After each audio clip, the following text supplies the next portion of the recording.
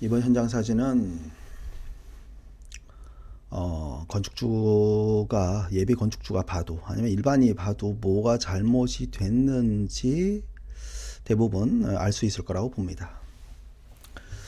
어디가 잘못이 됐냐면 여기가 잘못된 거죠. 지금 바닥에 방통이라는 것을 방을 통째로 지금 콘크리트 몰타를 친 거를 현장에서 보통 이제 방통이라고 하는데, 자 어쨌든 자 이 방통을 쳤는데 이 부분에 지금 단열재가 설치가 된 단열재 끝 부분이죠. 아래 하단 부분에 이미 지금 물하고 지금 단열재가 닿고 있는 상황이 벌어졌습니다. 당연히 단열 성능이 떨어지겠죠.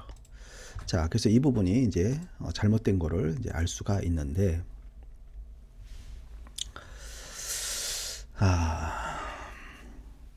실제로 이렇게 잘못 현장에서 진행이 되고 있어도 실은 건축주는 모른다라는 겁니다. 일단 왜 모르냐면은 이 광경을 볼 일이 없어요.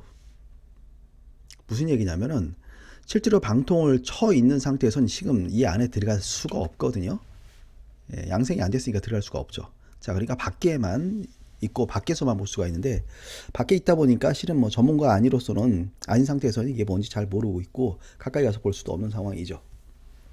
자, 그래서 지금 요 장면은 실제로 건축주는 거의 보기가 쉽지 않은, 봐도 잘 모르지만 보기 쉽지 않은 장면이라고 생각이 됩니다. 자, 그래서 이렇게 실제로 하자가 벌어지는데도 불구하고 이거를 어떻게 좀 통제 제재하기가 되게 어렵죠. 이 부분이 왜 문제가 되냐면, 지금 단열재 젓는 것 말고도 만약에 2층 집에 2층이라고 가정을 할게요. 자, 그러면 이걸 갖다 보면 이 물이 이제 바닥으로 다 떨어집니다. 그럼 벽체를 타고 흘러내리는데, 이때 여기가 단열재가 작업이 된 걸로 봐선 당연히 1층도 단열재 작업이 이루어졌겠죠. 석고보드 지금 작업이 됐거든요, 심지어는. 자, 이렇게 작업이 진행이 되면 이제 단열재 석고보드가 다 젖는 경우가 돼버리기 때문에 정상적인 기능을 갖기가 어렵습니다. 부실이죠. 자, 그러면 이런 문제가 발생하지 않게 하려면 어떻게 하냐 이거죠. 자, 건축주가 지금 제가 지금 설명하는 이 내용을 들었어요. 그럼 이제 자기가 앞으로 지을 집에 이런 문제가 발생하지 않게 하려면 어떻게 하냐 이거죠. 이 상황이 실제로 벌어졌을 때 거기에서 아니 이렇게 하면 이거 단열재 다 젖는 거 아닙니까? 라고 얘기하면 이미 때는 늦었어요.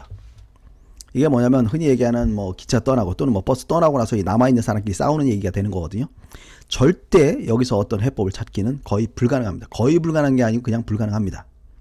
자, 그래서 제가 항상 이거를 오랫동안 이 현장 일을 해오면서 느끼는 게 뭐냐면, 이런 일이 벌어지기 전에, 서로 불편한 관계가 되기 전에 이미 건축주가 감지를 해야 된다는 거예요. 이런 일이 벌어질 거라는 걸. 자, 이미 앞전에 조짐이 있었습니다. 보여드릴게요. 이겁니다. 자, 지금 여기를 보면 단열재가 설치가 됐죠. 지금 물론 단열재도 좀 엉터리로 설치가 됐어요. 근데 지금 그 얘기를 하려고 하는 게 아니고요. 날개 펼쳐 제대로 했어야 되는데 구겨져 있고 뭐 이런 거 다 잘못됐는데 그 얘기를 하려고 하는 게 아니고, 지금 여기를 보시면 맨 밑에 지금 방보목하고 토대 설치가 돼서 지금 단열재 작업이 됐죠. 그런데 중요한 건 바닥에 아직 방통은 진행이 되지 않았다라는 겁니다. 그러니까 작업 순서에서 먼저 방통이 이루어지고 그 다음에 벽체에 단열재가 이루어졌어야 되는데, 지금 바닥에 방통이 끝나지도 않은, 작업이 시작되지도 않은 상태에서 현재 지금 단열재가 작업이 됐죠. 자, 그러면 이제 이렇게 작업이 되면 조금 전에 보셨던 것처럼 결과는 이렇게 되는 게 뻔합니다. 그래서 이 상황이 왔을 때 이거를 해결하는 건 불가능하고, 이때 얘기가 됐었어야 돼요. 이러면 나중에 방통 치면은 이거 문제가 되는 거 아닙니까? 괜찮다고 분명히 얘기할 거예요. 괜찮지 않습니다. 이유는 뭐냐면, 자, 이건 앞전에 제가 그런 얘기를 한번 한 적이 있습니다. 비 오는 날 비가 올 걸로 예측을 해서 뭐 골조에다 뭐 이렇게 뭐 갑바 사다가 덮고 막 전 세계에서 우리나라만 현재 지금 이 짓을 한다라고 제가 얘기를 했죠. 자, 그럼 보자고요. 오케이. 예를 들어서 이 집이 골조 하는 동안에 갑바 열심히 덮고 비 한 방울도 안 맞은 집이라고 가정을 하겠습니다. 정말 비가 한 방울도 안 맞. 그럴 수도 있어요. 그런 집도 있고. 자, 그럼 볼게요. 지금 보시는 것처럼 실내 내부에 있는 이 방통이 결국 이게 건조가 돼야 되지 않습니까? 이 건조가 되는 그 과정 중에 생기는 습기 어떻게 할 거예요? 이건 이 실내에 있는 구조제들이 다 빨아먹습니다.